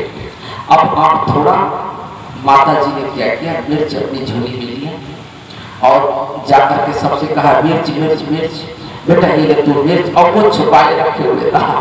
अब वो कहाँ जाए, छुपी रखी हुई थी। उसके बाद में क्लास समापन हुआ तो कुछ लोगों को माता जी ने बुलाया, सबको बोले बच्चों क्या खाओगे आज? अरे माता जी अनुष्ठान, अरे नहीं मैं कहती हूँ ना क्या खाओगे? तो एक जो था तो बोला कि दही जलेबी। अनुष्ठान के बीच में दही जलेबी। माता जी ने फट से बताते हैं पैसे निकाले और ये बच्चों जाओ कैंटीन से ले आओ, जाओ और यहीं बैठ करके खा लो सब लोग। तो माता जी का लाड़ दुलार और गुरु जी का कड़क अनुशासन। गुरु जी ने कहा कि अगर माता जी ना होती तो इतना बड़ा मिशन हम आगे नहीं बढ़ा सकते थे। और सत्य बात है, माँ का अपना रोल होता है, पिता का अपना होता है। भाई और बहनों, उस प्यार को पा करके आज मिशन आगे बढ़ता हुआ चला जा रहा है। हमने यज्ञ की महत्ता पर प्रकाश डाला, सबको लाभ मिला है। हमें यज्ञ में उसी भाव को लेकर के यज्ञ करना चाहिए और हमें पूर्ण विश्वास है सबको लाभ मिलेगा। और एक निवेदन और करना चाहेंगे, यज्ञ कहता है जो कुछ भी तुम्हारे पास हो उसे भगवान के लिए खर्च करो। हम यज्ञ के घी देते हैं, घी और मेवा मिष्ठान भी उसमें डालते हैं। यज्ञ अपने पास नहीं रखता, वो तुरंत ही हमारे पास भेज देता है वायुओं के माध्यम से। सारी दुनिया में ये जो प्रदूषण है उसको कम करने के लिए, और वो जो हम भोजन करते हैं दिन में कितनी बार, एक बार या 2 बार, और हवा कितनी बार खाते हैं बताओ? ऋषियों ने कहा है कि पदार्थ की 3 अवस्थाएं होती हैं, ठोस, द्रव और गैस। तो गैस की अवस्था बड़ी शक्तिशाली है। सबसे बड़ा पुण्य कार्य है यज्ञ में जो भी आपने खर्च कर दिया वो अनंत गुना होकर के बहुत दूर तक पहुंच जाता है। एक छोटी सी कहानी है। एक बार कबीर के गुरु रामानंद, कबीर की ख्याति होने लगी कबीर का नाम होने लगा तो रामानंद सागर ने कहा हमारा चेला, हमारा बच्चा इतना काबिल हो गया, आज इसकी हम परीक्षा लेते हैं। और कबीर को बुलाया और कबीर को बुलाने के बाद में एक आना दे दिया, एक चवन्नी दे दी और कहा कि बेटा जाओ नगर भोज करा करके आओ, नगर भोज। अब कबीर ने जब 4 आने लिए, भंडारा हो रहा था नगर का भोज, तो बोले उसमें सबको खिला करके आओ। तो कबीर जान गए कहीं ना कहीं गुरुजी हमारी परीक्षा ले रहे हैं, तो उन्होंने उस 4 आने की हींग ले ली, हींग लेकर के और उस भंडारे के पास पहुंचे और कहा कि भाई साहब एक थोड़ी कृपा करें, इस हींग की कहां गए, हेलो, इस हींग की और इस भोजन में बघार लगा दीजिए, छौंका लगा दीजिए। और उस भंडारी ने लगा दिया छौंका। लोगों ने खाया, भोजन की तारीफ नहीं की, जो जाए निकले भाई यार बड़ी अच्छी हींग पड़ी हुई थी, बड़ा आनंद आ गया, बड़ी तृप्ति हुई, हींग बड़ी अच्छी पड़ी हुई थी और सब चर्चा का विषय बना। अब वो लौट आए, गुरु जी ने पूछा तुमने नगर भोज करा दिया? हाँ गुरु जी नगर भोज तो करा दिया। गुरु जी एक चीज रह गई है, एक नया पैसा निकाल करके और गुरु जी के लिए दिया। गुरु जी मैंने चिड़ियों को नहीं खिला पाया, मैंने वृक्षों को नहीं खिला पाया हूँ, तो गुरु जी ये 1 पैसा है, ये चिड़ियों और वृक्षों को आप खिला दे। अब रामानंद ने कहा अरे ये तो हमारी भी परीक्षा दे रहा है। तो उन्होंने कहा अच्छा बैठ बेटा बैठ, यहीं बैठ जा। उन्होंने घी लिया थोड़ा और गुड़ ली और अग्नि पर उसे मंत्र लगा करके आहुति लगा दी। कबीर बैठे रहे, देखते रहे, बोले बेटा तुमने कैसे नगर भोज कराया? तो उन्होंने कहा हमने भी यही काम किया था, हींग लेकर के और उसका बघार लगा दिया। तो गुरुजी आपने भी यज्ञ का ही सहारा लिया? बोले हाँ बेटा हमने भी यज्ञ का ही सहारा लिया। अब ये जो है वायुओं में हमने इसे मिला दिया है और वायु भूत हो जाने पर ये सबके पास चली गई, वृक्ष वनस्पतियों के पास भी चली गई, पशु पक्षियों के पास भी चली गई, अमेरिका भी चली गई, लंदन भी चली गई। और बेटा ये यज्ञ का ज्ञान भी है भाई और बहनों। तो यहाँ पर जो यज्ञ हो रहा है, यज्ञ कहता है जो कुछ आपको मिले उसे लोक मंगल में खर्च कर दो। लोक मंगल में खर्च करने का मतलब क्या है? अपनी कमाई को दान, अपनी कमाई का एक अंश लोक मंगल के लिए अगर आप लगाते हैं तो फिर वो जैसे ये अनंत गुना हो जाता है। भाई और बहनों अनंत गुनी इसकी शक्ति है, अनंत गुना हो जाएगा। विज्ञान इसका लीजिए, एक मिर्च अगर हम आपके लिए कहें कि भाई साहब एक मिर्च को आप खाइए तो केवल आपको स्वाद आएगा और उसी मिर्च को अग्नि में यज्ञ कर दो, उसी मिर्च को अग्नि में यज्ञ में डाल दीजिए तो शायद बगैर मांगे सबके तक मिर्च पहुंच जाएगी या नहीं बताओ? आप न मांगो, आप न लो, फिर भी कहेंगे नहीं हम तो तुम्हारे पास जाएंगे, हम तो अपनी शक्ति तुम्हारे अंदर पहुंचाएंगे। और वो मिर्च सबके अंदर खांसी और छींक पैदा कर देती है। इसी तरह से जिस किसी ने भी यज्ञ के ज्ञान विज्ञान को पहचाना, यहाँ यज्ञ हो रहा, जरूरत है, इतना बड़ा ये प्रांगण बन रहा और आप देख रहे चेतना केंद्र बन रहा। हम तो ये सोच रहे, देखो ये बात बार बार कह रहे, अगली बार अगर गुरु जी की इच्छा रही और हम आए तो हम भी चाहते हैं कि ये सब देखो, एक बार हम आए थे तो कुछ और तरह का था, इस बार आए तो लग रहा कि कितना अच्छा एक बुनियादी कदम उठ गया। और जिस समय ये और आप लोग इसे अच्छा बना लेंगे तो आनंद आ जाएगा। भाई और बहनों, तो ऐसी जगह अपनी कमाई के एक अंश को लगाइए जो अनंत गुना हो जाए, इससे बढ़िया और कहीं कोई है ही नहीं। यज्ञ के ज्ञान विज्ञान को समझिए, यज्ञ में जो चीज डाली जाती है वो अनंत गुनी हो जाती है और अनंत गुनी होकर के तुम्हारे ही पास आ जाती है, कहीं दूर नहीं जाती, हमारे ही पास। गुरु जी ने बताते हैं कि सन 58 में अश्वमेध यज्ञ किया था, 47 में देश आजाद हुआ, 50 में संविधान बना, गुरुजी ने अश्वमेध किया तो उसमें बड़े बड़े राजनेता दिग्गज हिल गए। बताते हैं करोड़ों खर्च हुआ था यज्ञ में। तो कहा कि अभी अभी देश आजाद हुआ और पंडित जी ने इतना खर्चा कर डाला। अरे बताओ, ये देश के लिए अगर कहीं लगाया जाता तो गुरु जी की बात को लाल बहादुर शास्त्री जानते थे, बड़े बड़े लोग जानते थे कि ये पंडित जी का ज्ञान विज्ञान सबके समझ में नहीं आएगा। तो कुछ लोग आए और गुरु जी से कहा, गुरु जी इस समय देश कमजोर है और ये करोड़ों का खर्च हो गया, तो ये कैसे क्या? तो गुरु जी ने कहा कि बेटा, आज हमने यज्ञ किया है, आज का आप 80 किलोमीटर का दायरा देते हैं। ये उसमें लिखा हुआ है, आप पढ़िए, किताब में दिया हुआ है। 80 किलोमीटर का दायरा हम दे रहे हैं। 1 बीघे में जो आज फसल कट रही है वो नोट कर लो, और अगली साल अगर दूनी ना हो तो हमसे कान पकड़ करके ले लेना आकर के, नोट कर लो। तो भाई सब लोगों ने नोट की गई, भाई 1 बीघे में कितनी होती है, कहीं 1 बोरी। तो बोले भाई पंडित जी ने कहा है कि अगली बार देख लेना। तो भाई और बहनों, सच की बात है कि पैदावार दोगुनी हो गई थी। अरे भाई, ये कहीं जाता थोड़ी है। विज्ञान कहते हैं, वेद में लिखा हुआ अदर्शनम लोपा, पदार्थ कभी नष्ट नहीं होता, उसका रूपांतरण हो जाता है। आप पानी को गर्म तवे पर खौलाइए, पानी धीरे धीरे धीरे धीरे धीरे धीरे आप कहेंगे जल गया, जला नहीं, वो बाष्प बन करके और फिर ऊपर चला गया, और जैसे ठंडक मिलेगी फिर नीचे आ जाएगा बरस करके, नष्ट नहीं होता।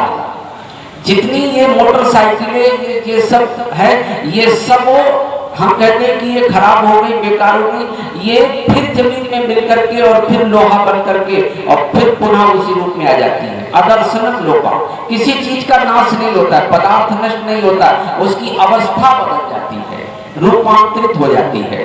भाई और बहनों, इसी तरह से गुरु जी ने वो जो अश्वमेध किया, उसकी अनंत गुनी शक्ति देखी गई, लोगों ने वैज्ञानिकता के तौर पे परखी। और होता है सारे विश्व का कल्याण यज्ञ से, जल्दी प्रसन्न होते हैं भगवान यज्ञ से। होता है सारे विश्व का कल्याण यज्ञ से, जल्दी प्रसन्न होते हैं भगवान यज्ञ से।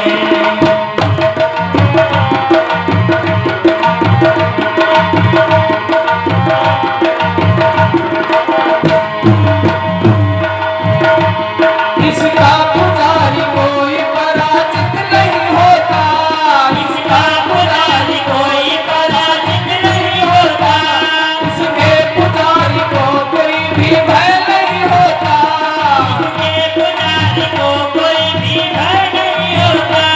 होती है सारी मुश्किलें, होती है सारी मुश्किलें आसान यज्ञ से, जल्दी प्रसन्न होते हैं भगवान यज्ञ से, जल्दी प्रसन्न होते हैं भगवान यज्ञ से।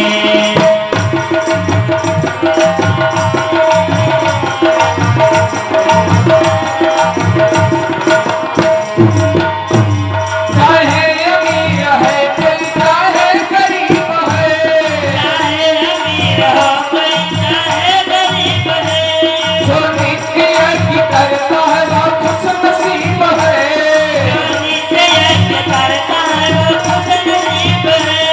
उपकारी मदद मांगता है,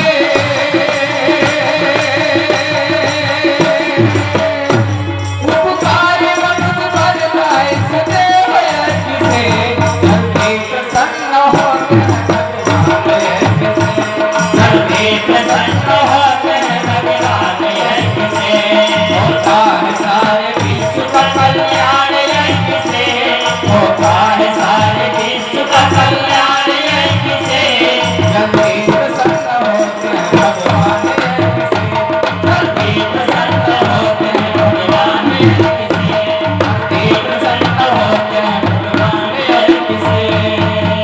बोले अपने भगवान की जय। हाँ भाई और बहनों, यज्ञ कर्म कांड को जैसे ही आप खोलेंगे तो उसके पहले पेज पर लिखा हुआ है, देखिए गायत्री मंत्र में कितने पद हैं जानते हैं? 3 पद। गायत्री को त्रिपदा कहा गया, 3 पद वाली। और यज्ञ के भी 3 चरण है। पहला चरण है देव पूजन और दूसरा है दान। दान पर ही ये सृष्टि चल रही है भाई और बहनों।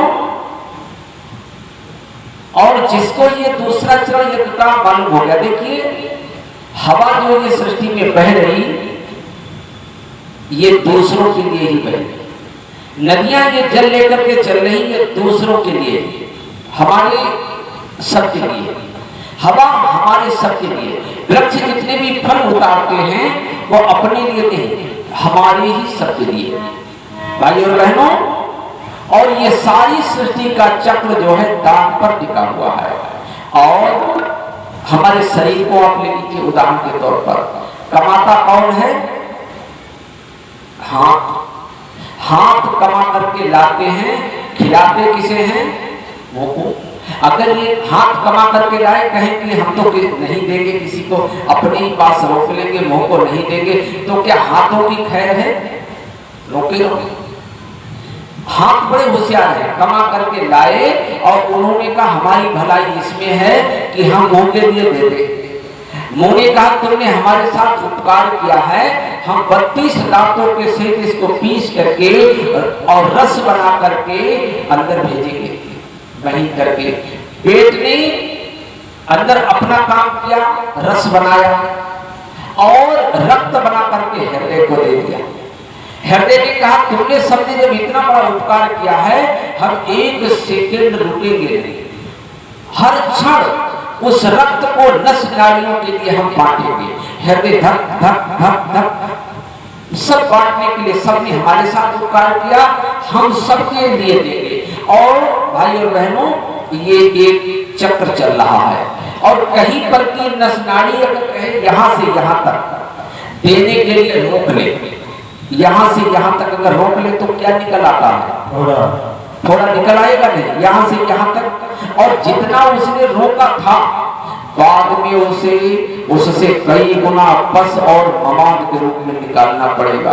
अगर नहीं निकालता है तो उसकी खैर है। बोले सद्गुरु भगवान की जय। इच्छा से दे दो, जैसे सब एक चक्र चल रहा है उसमें आप भी एक कड़ी बन जाओ तो इसी में तुम्हारा कल्याण है। और नहीं तो फिर जबरदस्ती। कथा हो रही थी भगवान की, एक भाई साहब आए, बुद्धिमानी तो ये थी उस कथा में सहयोग करते, सहयोग नहीं किया। बैंक से पैसा लेकर के आ रहे थे, आगे जा रहे थे, आगे डाकुओं ने उनको घेर लिया, पैसा सब छीन लिया और मारा भी। बोले सद्गुरु भगवान की जय। भगवान तो बड़ा शक्तिशाली व ताकतवर है, उसने दिया है तो वो ले भी देता है? तो अगर हम अपनी स्वेच्छा से देते हैं भाई और बहनों, एक छोटी सी कहानी सुनाते हैं। नाम था एक व्यक्ति का दानचंद, और थे बड़े कंजूस। नाम था उनका दानचंद। देखिए कंजूसी अंत में हमें नुकसान ही पहुंचाती है। भलाई हमारी इसी में ही है कि हम अपनी कमाई का परिमार्जन करते हुए चले। आज लोगों की शिकायत है हमारे घर में कितना भी कमाओ मगर शांति नहीं है। देखिए हमारी कमाई में बहुत लोगों का हक है। सबसे पहले तो परमात्मा का हक, जिसने हमें इस संसार में पद और प्रतिष्ठा दे करके भेजा है, उसका हक। दूसरा हमारे गुरु का, तीसरा हमारे माता पिता का, चौथा हमारे समाज का।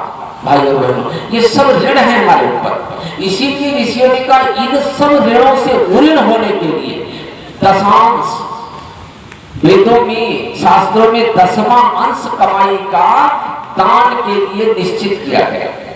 दशांश, अगर आप 100 रुपए कमाते हैं तो 10 रुपए भगवान के हैं, समाज के हैं। अगर ऐसा नहीं कर सकते तो एक अंश तो निकालिए, तो एक अंश तो निकालना ही पड़ेगा, तब हमारी कमाई पवित्र होगी, जिसको खा करके हमारे बच्चे और हमारे परिवार में सुख शांति आएगी। नहीं तो कहीं ना कहीं घाटा, रोग, बीमारियां बीमारियों के रूप में घर परिवार में वो विविधान पैदा हो जाएगा। एक दानचंद जी थे, बड़े कंजूस थे, दानी दानचंद की कथा आपको सुनाते हैं। तो कहीं कोई अच्छा काम कभी नहीं करते थे, कभी भी दान पुण्य का नहीं करते थे, जीवन आधा से आधा अधूरा चला गया।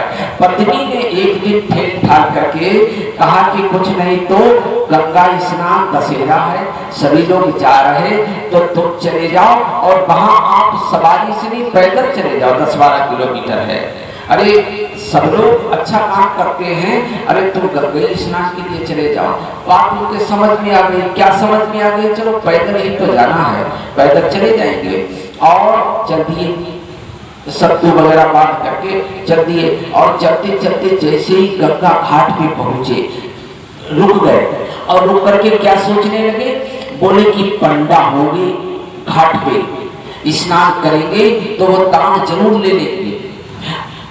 पंडों के डर से उन्होंने स्नान घाट में मुर्दा घाट पे निकल गए। मुर्दा घाट तो खाली पड़ा रहता है भाई, संसार में जब कोई मरता है तब मुर्दा घाट भरता है, वैसे तो पड़ा ही रहता है। तो मुर्दा घाट पे निकल गए और भगवान ने सोचा कि कितना बड़ा कंजूस है, अरे चलो आज हम इसे छकाते हैं। भगवान भी जब कभी कभी पीछे पड़ता है तो जैसे ही उन्होंने कपड़े निकाल करके हर हर गंगे करके डुबकी लगाई,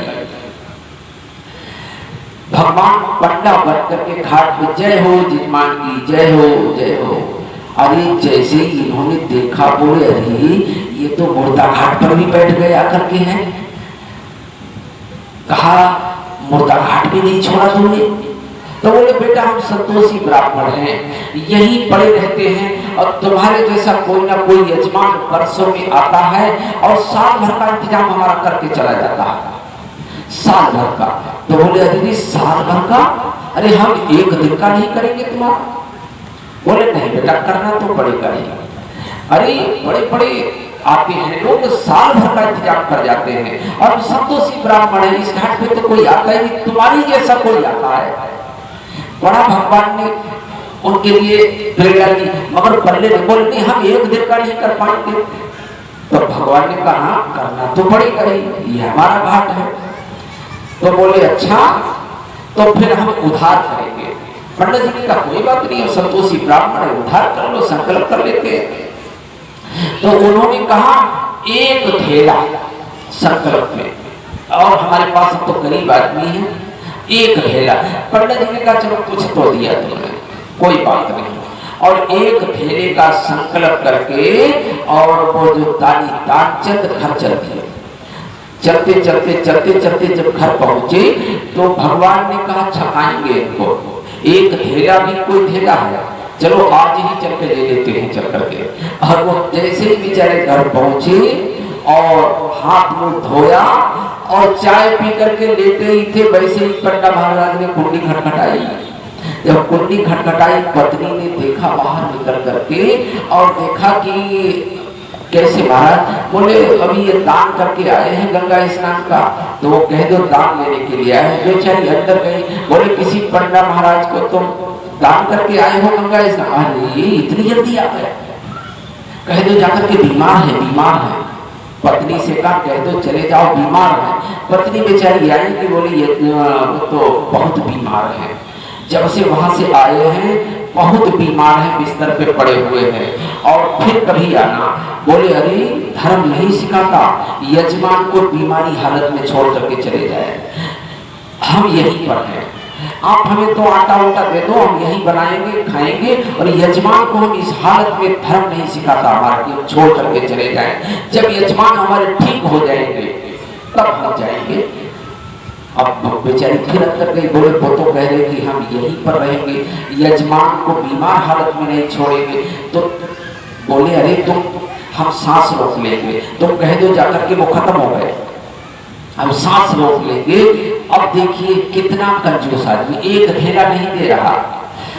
अब पत्नी ने आकर के कहा कि अरे अभी बीमार थे, एकदम उनका सांस जाने क्या हो गया, वो तो खत्म हो गए हैं। तो बोले तो ठहरो ठहरो, तुम यहीं रहो, अभी हम पूरे मोहल्ले में बुला करके सबको लाते हैं, तुम कहाँ जाओगी? हमारा धर्म बनता है यजमान का हर तरह से हम उनका संस्कार करें, हम पूरा विधिवत संस्कार करके ही जाएंगे, और तुम कहाँ, तुम यहीं रहो। और उन्होंने आवाज मारी, पूरे नगर के लोगों को इकट्ठा कर लिया, सभी लोग आए, बोले पन्ना महाराज भी है। देखा उनको सांस रोके पड़ा, सांस, लोगों ने आनंद फानन में उनको सैया बनाई और सैया पे लिटाया, और लिटाने के बाद में लेकर के चलती है बगल को, मजाल की सांस छोड़ दे, सांस रोके पड़ा है, और लेकर के चलती है। भगवान कहने लगे अभी तक तो हम ही जीतते थे, हमें कुछ लग रहा है कि हम ना हार जाए इससे, अरे ये तो। और लेकर के जब शमशान घाट पर पहुंचे तो शमशान घाट पर भी उसने सांस रोके ही रहा, ढेला नहीं देंगे। तो सारी व्यवस्था हो गई, अग्नि लगने ही वाली थी, तो अब पंडा महाराज से नहीं रुका गया, बोले देखिए मंत्र से विधिवत कर्म कांड हम करेंगे, तुम लोग हट जाओ, हम पहले यजमान के कान में एक मंत्र तो बोल दे। सब लोग हट गए, और भगवान ने कान में जाकर के कहा, आया हूँ बैकुंठ तज तुम संग नाता जोड़, अरे तुम्हारे लिए ही मैं बैकुंठ से आया हूँ, आके तो खोलो, मैं भगवान हूँ। तो उसने कहा भगवान हो तो हे प्रभु तुमसे क्या मांगू, ढेला दीजिए छोड़। बोलिए सतगुरु भगवान की भाई और बहनों, और भगवान ने ही हार मान ली। ऐसे से लोग भी पड़े हुए हैं दुनिया में, हैं? नहीं, ऐसे हमको नहीं होना चाहिए। आज हम अपनी वाणी का यहीं पर विराम करते हैं, और शाम को अपने लोग को विधिवत कथा सुनेंगे। आइए आरती के लिए तैयारी हो।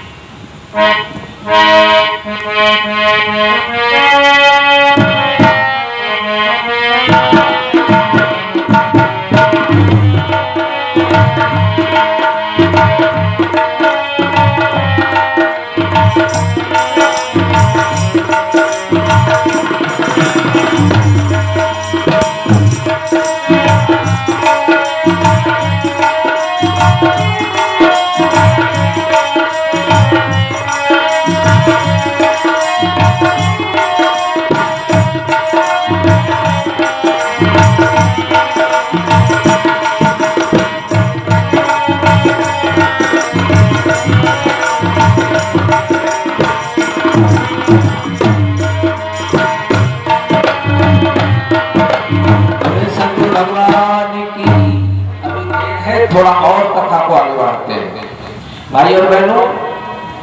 एक और राजा की कहानी इसी में आती है, वो भी थोड़ी सी सुन ले जब तक कि आरती बन रही है।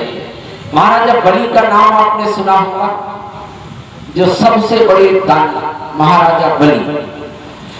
वो बताते हैं एक समय राजा नहीं थे, साधारण भक्त थे, तपस्वी थे, और तप करने के बाद में भगवान जब प्रसन्न हुआ तो भगवान ने प्रसन्न होकर के उनके लिए कहा कि तुम्हें देवराज इंद्र ने बुलाया है। देवराज इंद्र के पास इनको लेकर के जाया गया। जब ये पहुंचे तो देवराज इंद्र ने कहा 1 घंटे के लिए तुम्हें हम स्वर्ग देते हैं, आपकी तपस्या से बड़ा प्रसन्न है और आप 1 घंटे के लिए स्वर्ग के अधिकारी हैं।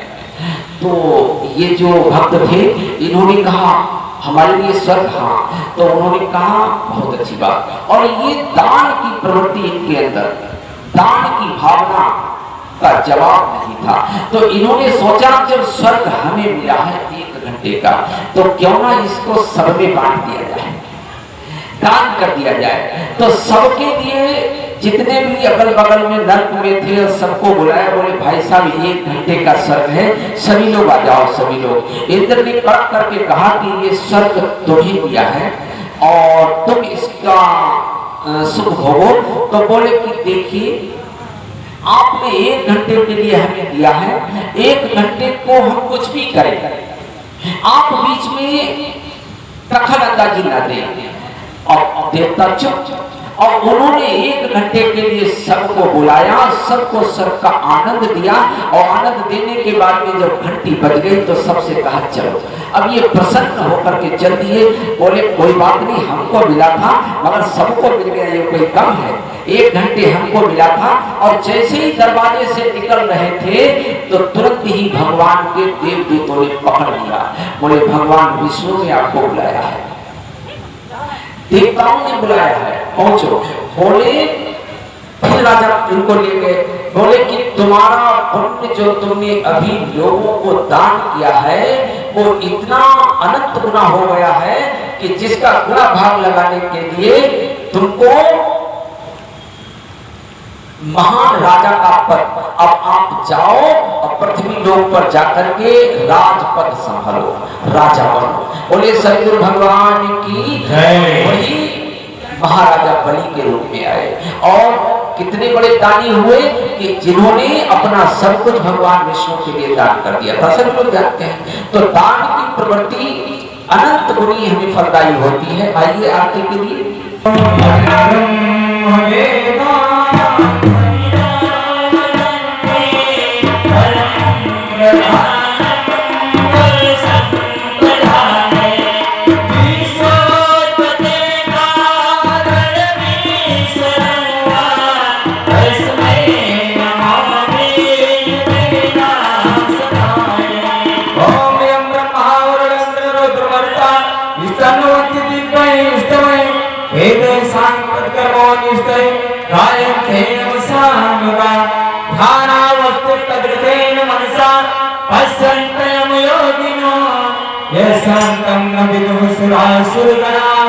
देवाय तस्मै नमः, देवाय तस्मै नमः।